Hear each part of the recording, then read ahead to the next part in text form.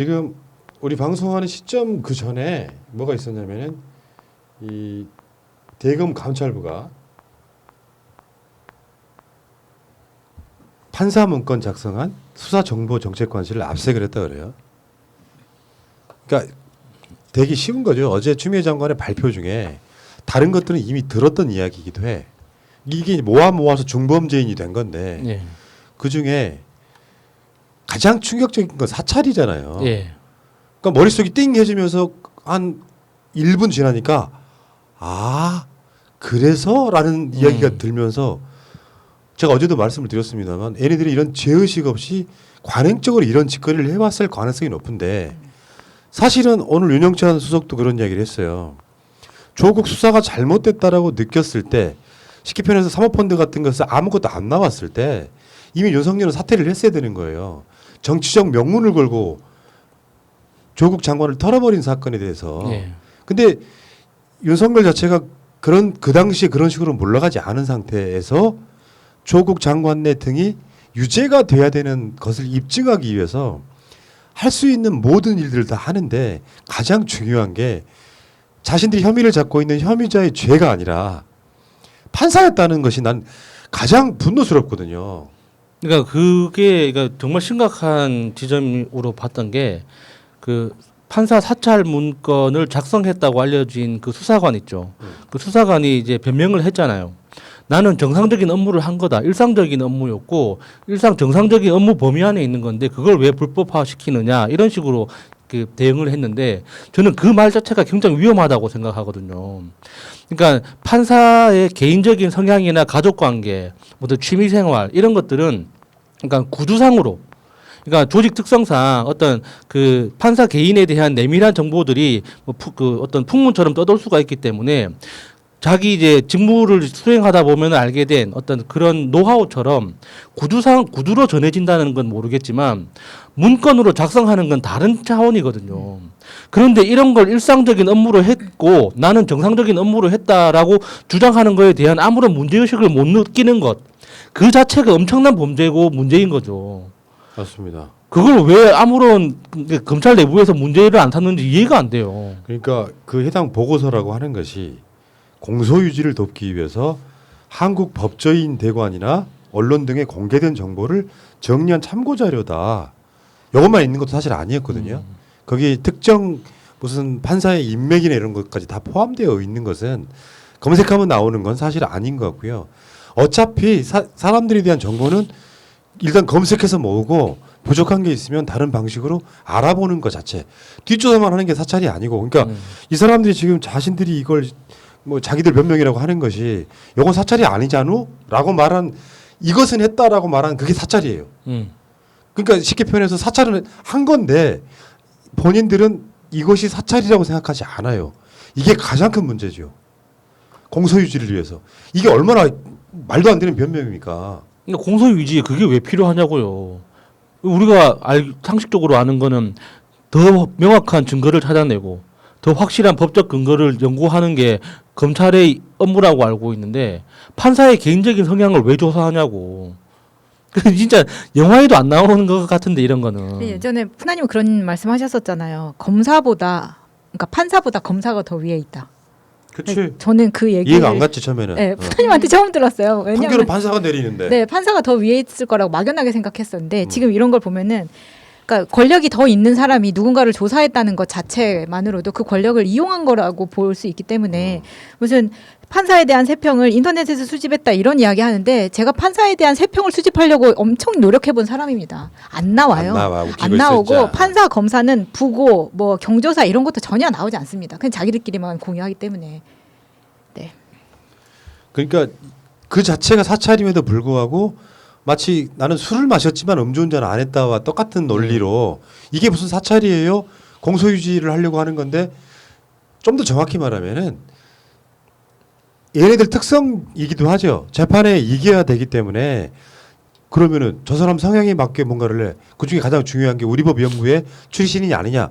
우리법연구회 출신이면은 상당히 진보적인 판사일 거고 이런 사람들은 만약에 자기들 취향이나 성격이나 스타일이 안 맞는 판사면 어떻게 하겠어요? 그건 지들이 바꿀 수 있는 게 아니잖아. 네.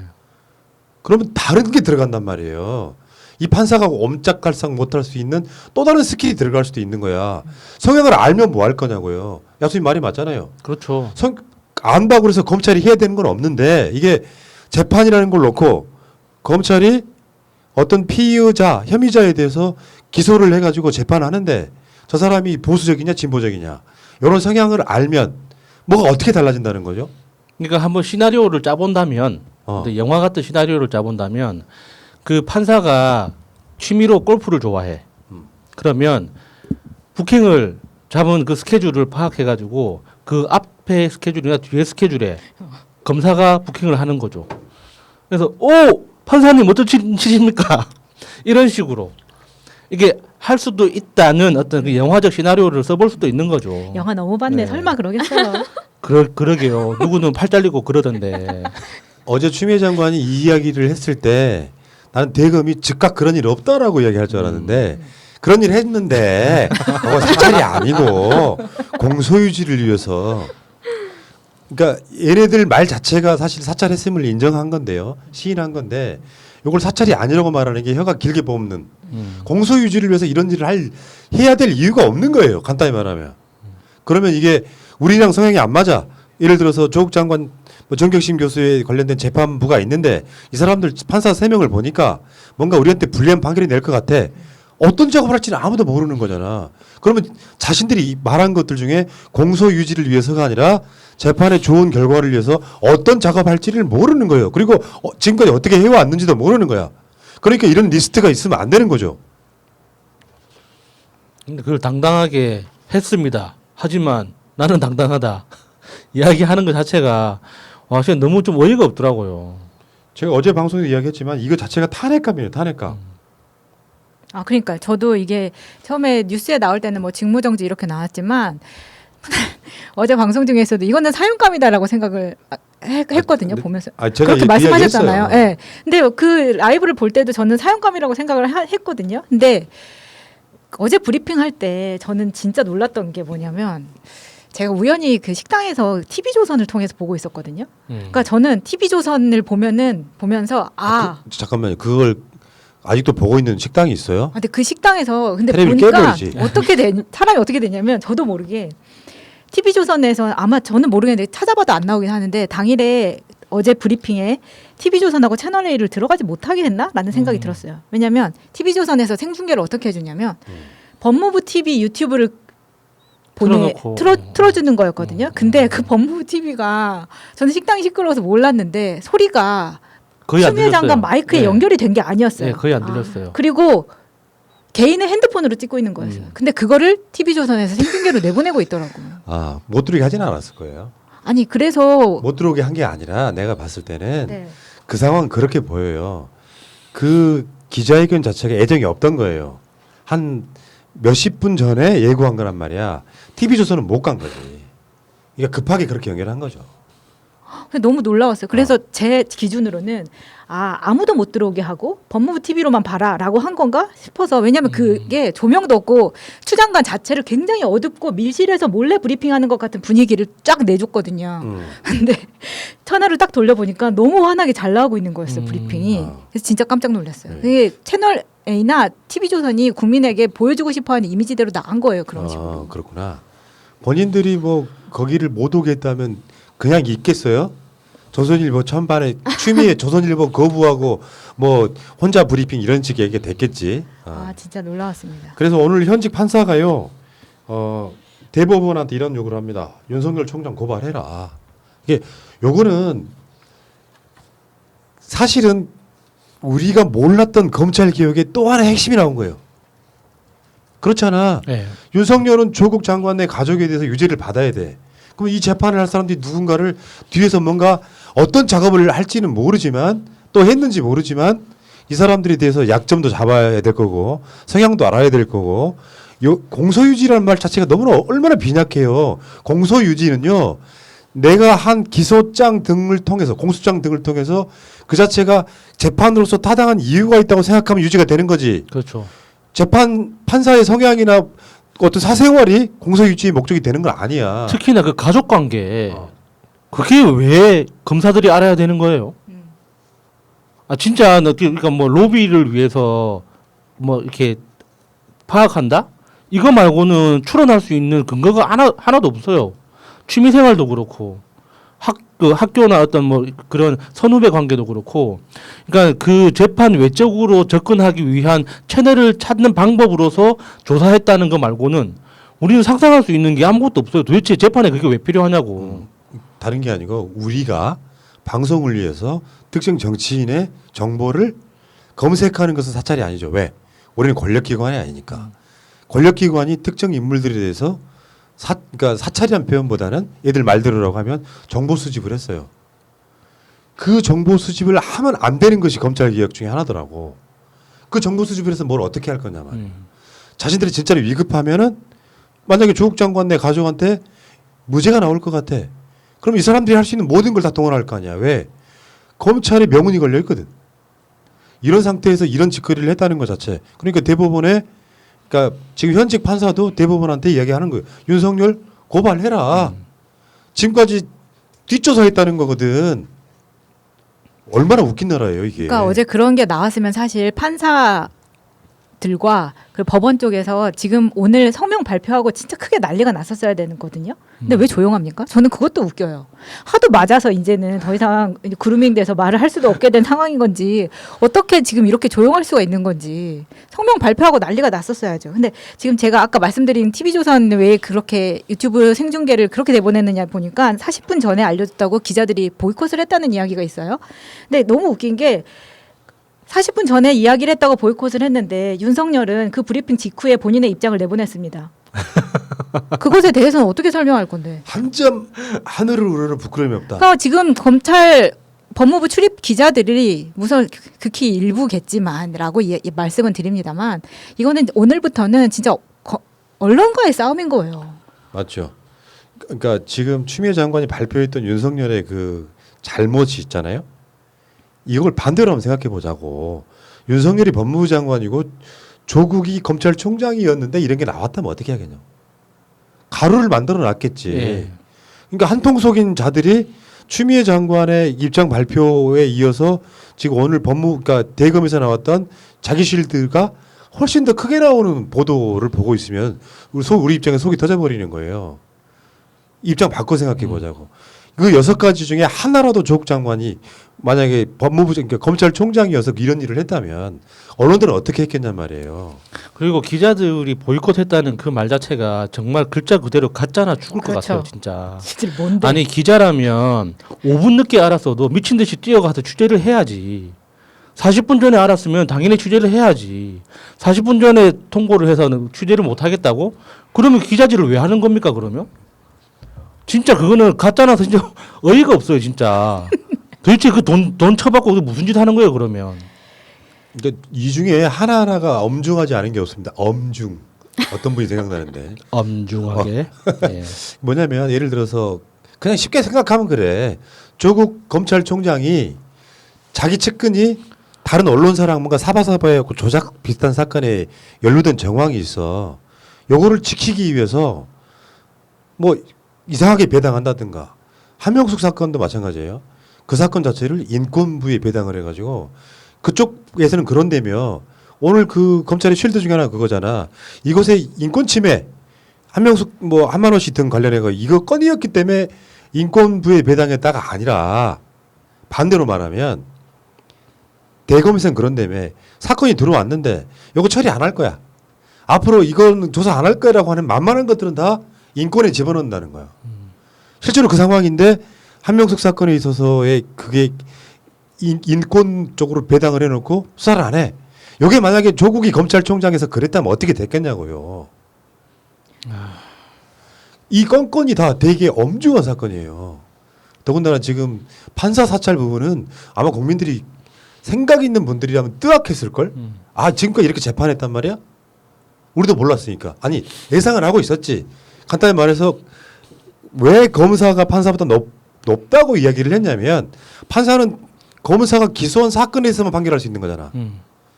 근데 검사는 그 판사를 기소할 수도 있는 입장에 있기 때문에 어떻게 보면 검사가 판사보다 더 많은 권력을 갖고 있는 건 맞습니다. 그러니까 판사는 그렇다면 등신입니까? 왜 가만히 있냐고 지금 이 상황에서. 그 법무부가 그러니까 그 대법원이 윤석열을 당장 고발하는 게 이 판사 제주지법의 장창국 부장판사의 말처럼 해야 돼요. 바로 고발해야죠. 그렇죠. 아니 이번 사태를 겪으면서 진짜 혼란이 오는 게 이런 겁니다. 삼권 분립은 우리만 지키고 있었던 거야. 쟤들은 지켜본 적이 없어요. 직업에 귀천이 없다. 삼권 분립이 철저하다. 그냥 이거는 교과서에만 나오는 이야기였다는 거를 알게 된 이 충격. 이번 기회에 70년 검찰 뿌리 뽑지 못하면은 다음에 이것보다 더한 개혁을 할 수 없다고 생각합니다. 그렇기 때문에 어제 사실 추 장관 페북을 계속 새로 고침하면서 혹시 어떤 글을 쓰실까 기다렸었는데 안 쓰신 이유를 조금 알 수 있겠더라고요. 어젯밤에 얼마나 외롭고 힘들게 싸워온 그런 생각을 많이 했을까라는 생각도 들고 오늘부터 시작될 언론의 반격. 생 난리를 치겠죠. 어제 오라 그럴 땐 안 오던 놈들이 이제 집에서 열심히 컴퓨터로 글은 써 제낄 거고 조국 장관 때 있었던 어떤 반론이나 이런 것에 대해서 한 번도 실어준 적이 없는 언론들이 추 장관의 어제 브리핑에 대해서는 엄청난 반론과 아주 조그마한 의견에도 대서특필할 거다. 여기에 대해선 어제 그 브리핑은 국민 믿고 한 거라고 생각합니다. 솔직히. 검찰 개혁 안 되면 누구보다 푸나님부터 우리 전부 이민 가야 됩니다. 망명 가서 저 외국에서 필리핀이나 태국 가서 방송실 차려서 다시 방송 시작해야 돼요. 근데 거기 가서도 이런 건 있습니다. 제가 봤을 때 네. 언론의 미묘한 흐름 변화가 있어요. 우리 피해의식만 가질 필요는 없는 것이 정당한 권한을 가진 사람이 정당한 권한을 행사하는 것이 중요하죠. 우리가 추미애 장관한테 박수치는 이유가 그런 거예요. 권한이 있음에도 불구하고 안 써. 질질 끌려가. 그러다 결국 검찰개혁이 유야무야 돼. 이런 걸 바랬던 기성 언론이나 검찰 입장에서는 진짜로 지를 줄을 몰랐다라고 하는 반응 속에 결국은 대세를 따라올 수밖에 없어요. 언론도 마찬가지잖아요. 어떻게 대검이 자기 실들을 이렇게 돼서 그건 사실은 뭐 어쩌고저쩌고 이야기를 길게 뽑아도 정당한 권한을 가진 사람이 자기 권리를 행사했을 때 그것을 거스를 수 있는 방법은 없습니다. 그런 면에서 언론들도 보면 미미하게 흐름이 달라진 측면이 있어요. 말하자면 윤석열이 이제 아무것도 못하겠네. 이런 측면이 분명히 있기 때문에 너무 그렇게 스트레스 받지 마시고요. 내가 생각을 좀 바꿨다. 언론 새끼들 하도 패니까 얘네들이 윤석열처럼 삐뚤어진 거야. 그래서 좋은 보도를 하는 언론에 대해서는 궁뎅이를 타닥타닥 해주면서 잘하네도 해줘야 된다 이런 생각이 들어요. 네, 있으면 해주죠.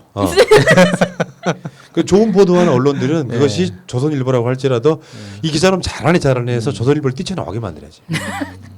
네. 아니 근데 지금 많은 분들이 궁금해 하시는 게 또 오늘부터 이제 윤석열이 출근을 하지 않는데 이거에 대해서 또 언론들이 어떻게 보도할 것인가 앞에서 또 그 집 앞을 지키고 조국 전 장관 가족들을 했던 것처럼 할 것인가 안 할 것인가 당연히 안 할 거라고 다들 예상하고 있잖아요.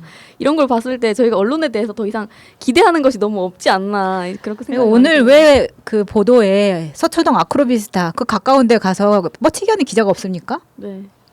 그 저기 윤석열 사는데. 네. 오늘 사실 윤석열이 사법 법사위에 나온다고 했었잖아요. 네네. 처음에 출발한다고 하니까 백효련 의원이 깜짝 놀라서 막 의견 이야기하는 것도 봤는데 그 정도 속보가 들어왔다면 헬기 띄워서 아크로비스타 가야지 왜 안 가고 있냐고. 국회까지 따라가고. 그러면 진짜 헬기 띄워서 막.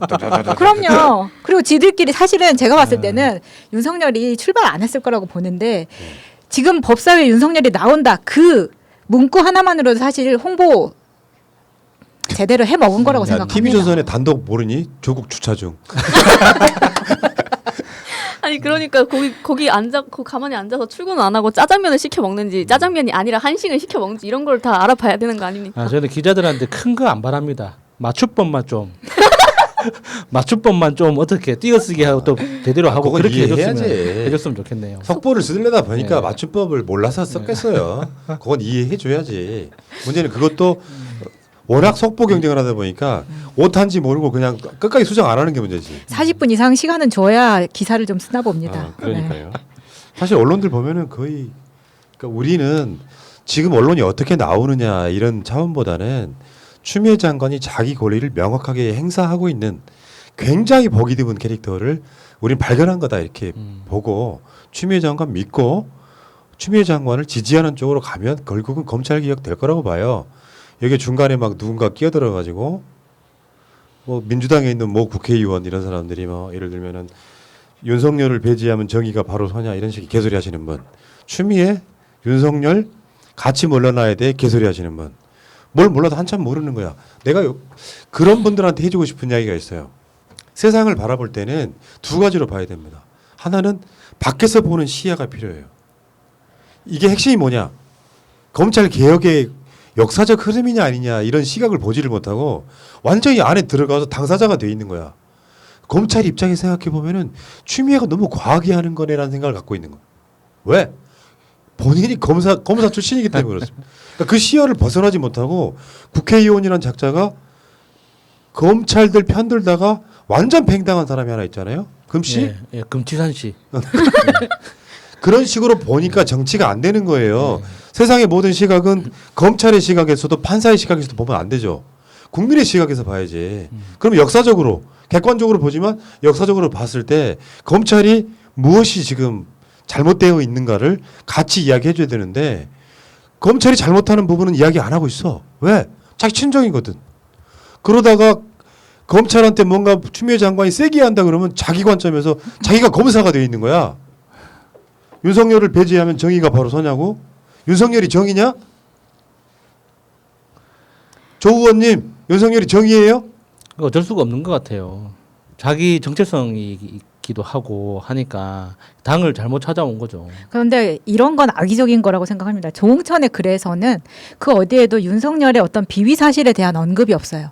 이거는 윤석열과 추미애를 그냥 동등성산에 보고 이거는 정부, 그러니까 추 장관이 압박한다는 식으로 이야기를 썼는데 이거는 다분히 악의적인 거죠. 지금은 추 장관의 브리핑에서 보면 윤석열에 대해서 문제가 있기 때문에 한 것이지 검찰에 대해서 그걸로 검찰 개혁을 이루겠다는 것이지 조홍천 의원이 쓴 글처럼 이야기한다면 그래서 지금 언론도 똑같은 이야기가 있잖아요. 추윤 갈등.